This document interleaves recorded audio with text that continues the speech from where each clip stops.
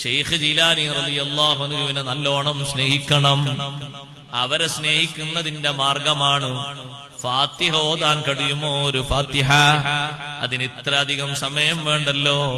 അവർക്കൊരു ഫാത്തിഹ എപ്പോഴും ഓതൂകിൽ അവരെ ദുആയും ബറക്കത്തുമെത്തൂമേ.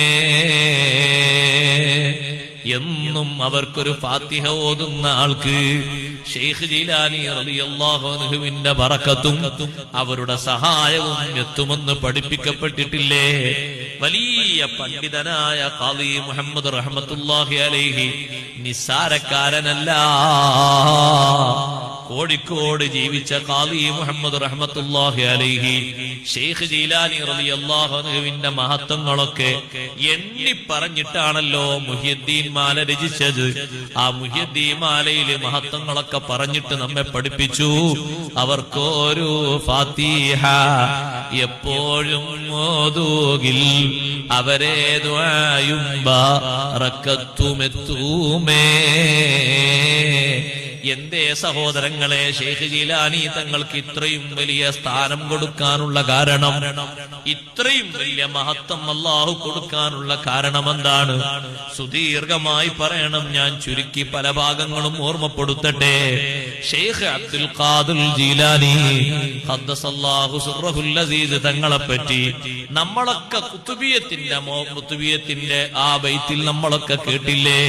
ഷെയ്ഖ് ജീലാനി റളിയല്ലാഹു അൻഹു അല്ലാഹുവിനെ ഏറ്റവും നന്നാർത്ഥത്തിൽ അനുസരിച്ച അടിമയാണ്. ഇത് കുന്താലിൽ ഖാദിരിൽ മുഖ്താരി അബ്ദൻ അഅതാക മിൻ ഖുദ്റത്തിൻ മാ ശിഅത മിൻ മുസ്തതാഅ ഫഅൻത മുഖ്തദിറുൻ في خلقه ومطاع أنت الوكيل له يا محيي الدين يا محيي الدين يا محيي الدين يا محيي الدين عبد القادر ജീലാനി. എന്റെ മൊയ്തീൻ ശൈഖിനെ വിളിക്കാർക്കും മടിണ്ടാ?